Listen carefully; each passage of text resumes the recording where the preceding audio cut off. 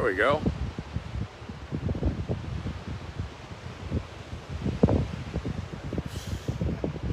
It's not easy staring into the sun. Good morning. Hey, Tammy.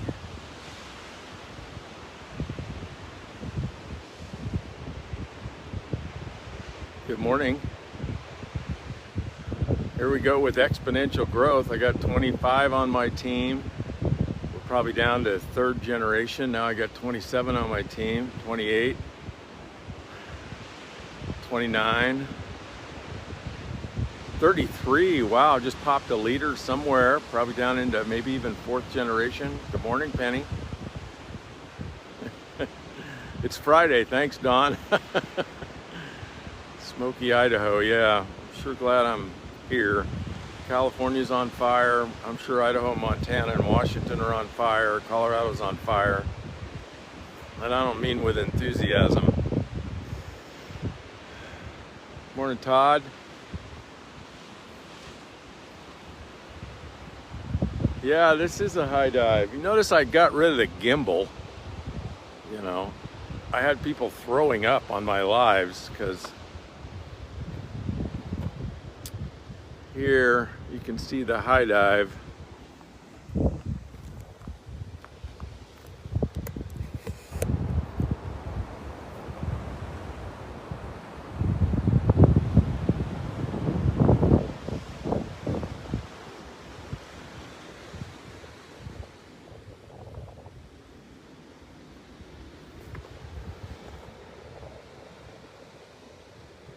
It makes me a little dizzy.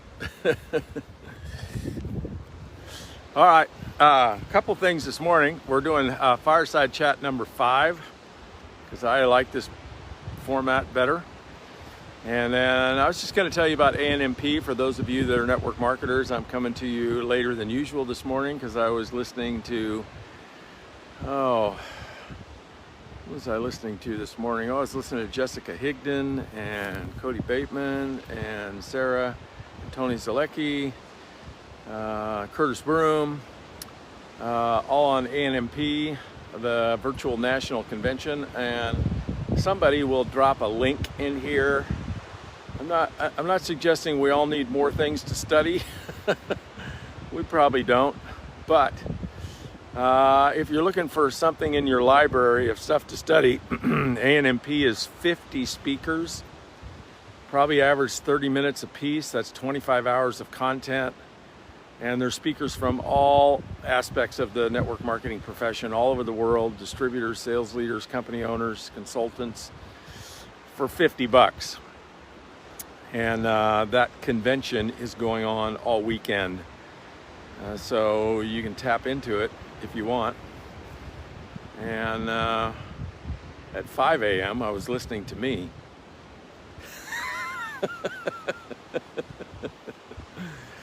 So somebody drop a link if you would. But we're here for the Fireside Chat. And Fireside Chats require that somebody ponies up a topic or a question. There you go, Stacy, thank you. A topic or a question. What do you guys want to talk about this morning? Besides the sun blasting in my face. Anything on anybody's mind? Going once? Going twice? Dawn. Oh, thank you, Dawn. Thank you, Stacy. Well, you know, one of the things I was thinking about while you're thinking of a question is I was listening to people on ANMP, people that I have coached and trained over the decades, who I was learning from.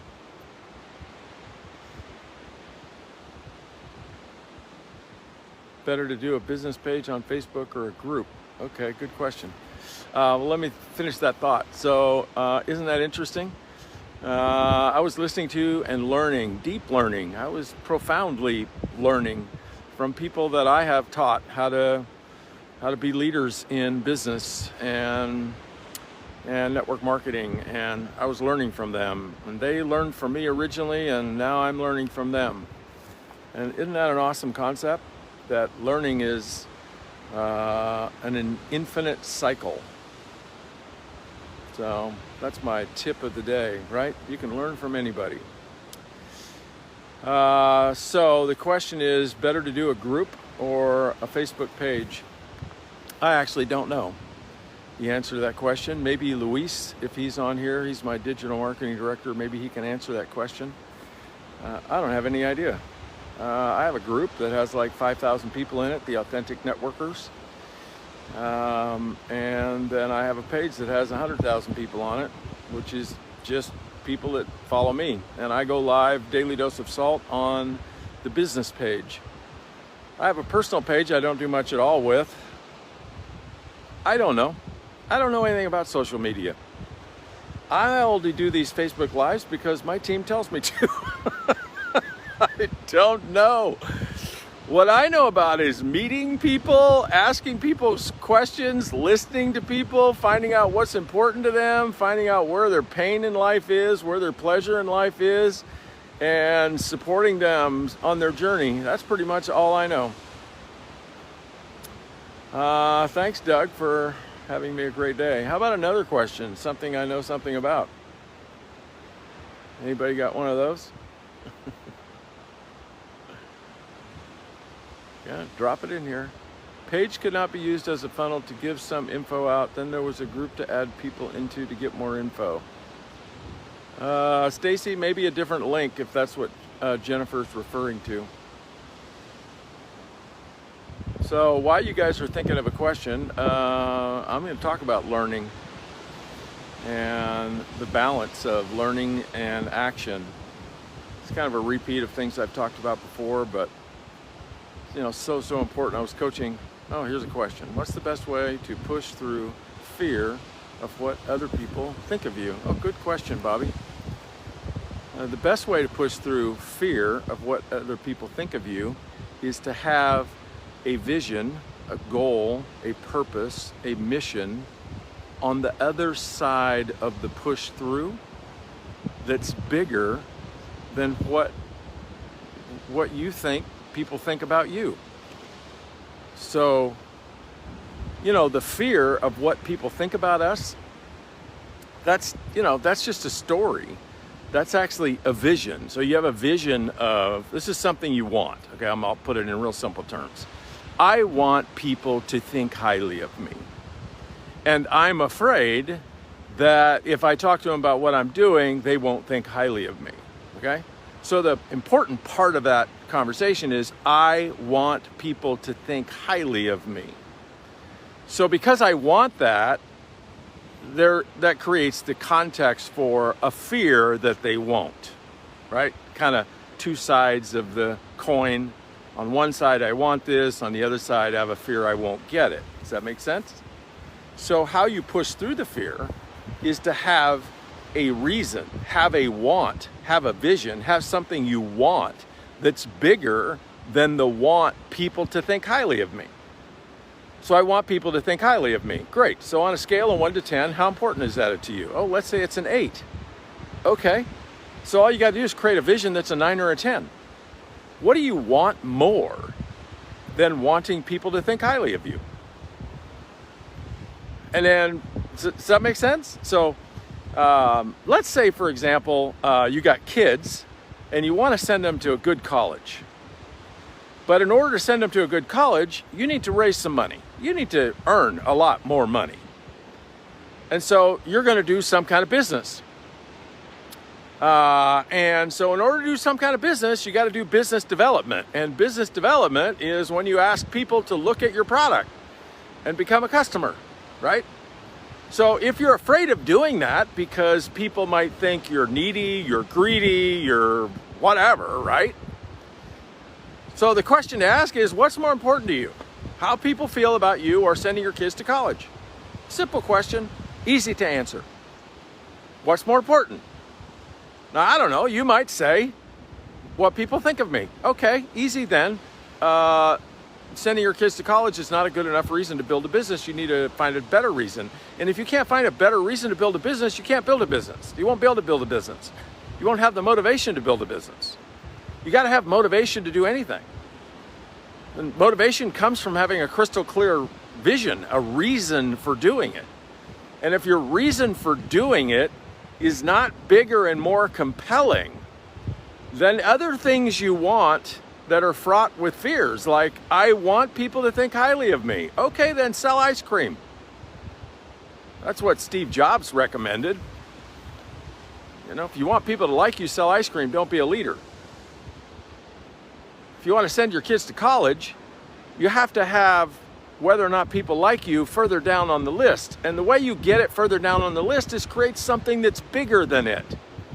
And almost every case, folks, if you look to other people, like take the emphasis off of you, take it off of what you want. You know, most people that are building some kind of business, they want more money for them. They want a new car, they want to pay bills, they want better vacations. And as long as that's your motive, things like, you know, people thinking highly of you will compete aggressively with those kind of motives. But when you create motives that are about other people, sending your kids to college, maybe helping disenfranchised, less fortunate people in your community, you don't have to give all your money to the cause. You don't even have to give most of your money to the cause. But if you have a cause, then very often when you make it about other people, what you want is diminished. So that's the easiest way to push through. And the secondary, longer term way to push through is work on your self-esteem. Because the goal of wanting people to think highly of you is a reflection of you don't think highly of you. So go to work developing your own self-esteem, which is a vision-based exercise. It's an affirmation-based exercise. It's creating a new story about who you are, that you tell, that you learn to believe in. And to the degree that you have a powerful story about who you are, that you believe in, you don't need other people to edify you. So you can just go about your business doing whatever you want to do. It doesn't mean that you don't care about other people or you don't wish people would think highly of you. I wish people would think highly of me. But, you know, Kimmy will tell you I don't have self-esteem problems. I think pretty highly of myself. So what other people think of me doesn't generally deter me. Now, do I get upset if somebody thinks poorly of me? Yeah, I probably do for a moment, but hasn't deterred me from doing what I want to do with my life. I just gave a speech at ANMP that's probably going to have a lot of people think poorly of me. A lot of people in our profession. 22-minute speech where people in our profession are going to probably say, wow, this guy is completely out of touch. He's out of tune. He's not a team player. He's not with the times. He's a rebel. We don't want him around our company. We don't want him talking to our people if he's going to talk that way. I probably made a lot of people mad with my speech, and I probably had a lot of people not think as highly of me as they did before. Why did I do it? Because I believe the message of my speech is more important of a contribution to our profession than what people think about me. I think sufficiently good about me to carry me through the day. Well, you'll have to go watch it, Don.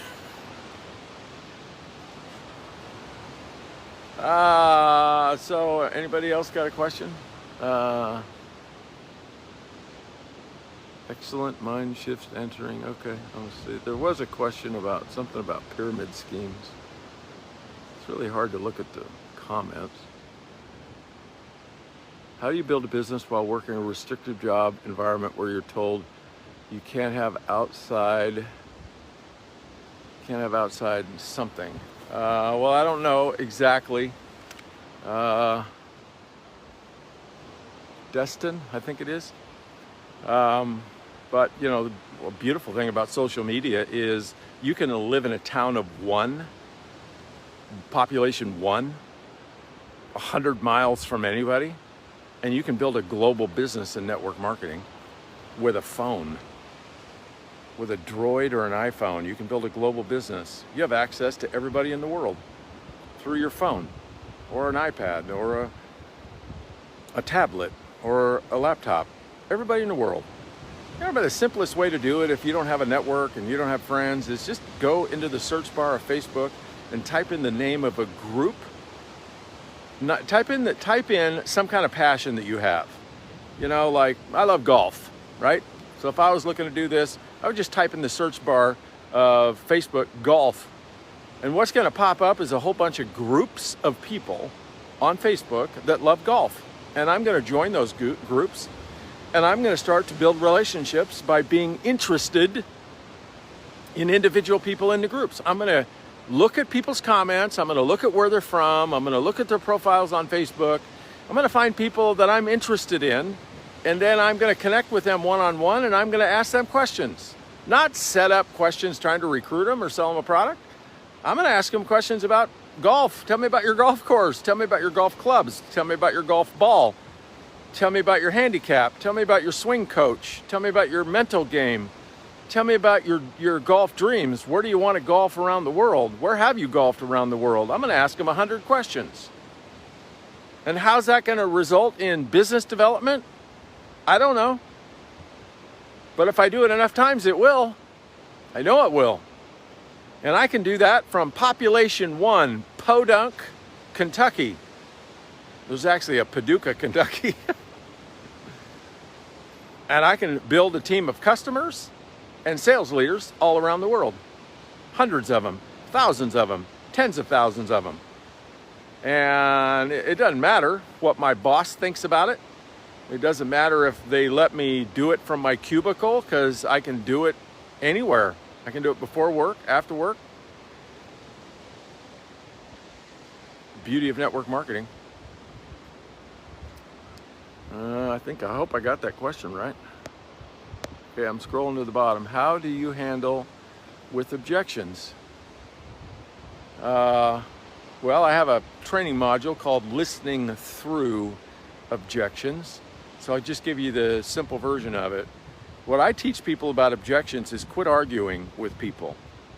Don't argue with people. Don't try to overcome objections. Don't learn anything more about how to overcome objections. Because if I give you an objection of I don't have time, or I don't want to do this, or I think this is a pyramid scheme, that's my opinion. That's my truth. And who are you to make me wrong? In fact, you may have a more factual, rational answer to the question about whether a person has time or not, whether or not a person should sell to their friends or could sell to their friends, or whether the opportunity is a pyramid scheme or something. You may have a better answer to that issue than I do. But my answer is my answer. I own it. It's my truth. You know, that's kind of like a liberal person telling a conservative person, oh, you're wrong about all that. Let me tell you the truth about how the world works. Does that convert conservatives to being liberals or vice versa? Absolutely not. The only thing that actually does is listening. Actually listening to the other people's point of view. Seeking to understand at a deep level, at an emotional level, at a historical level, far before you seek to be understood. Seek to understand before you are sought to understood. And one of the things that's wrong with sales historically is as soon as we get an objection, we just seek to smash it. We just seek to make people wrong and correct them. And that's why people don't like salespeople, because we're bullies and we're manipulators and we're arrogant, because we think we have the only truth that matters. And yet the prospect knows that our truth only matters so that we get paid. And that's not even a sincere conviction in your belief. That's a pretty superficial motive. So instead of overcoming objections, actually step over onto their side of the table and ask lots of questions. Don't ask questions that make you right. Don't ask questions that make you wrong. Only ask questions to understand. Wow. You don't have time. Tell me about that. Tell me about your day. Tell me about your priorities. Tell me about your overwhelm. Tell me about what you're not getting to do else because you don't have time. You don't want to sell to your friends. Tell me about that. How does that make you feel if you're selling to your friends? What do you think your friends think about you if you're selling to them? If your friends try to sell to you, what do you think about that?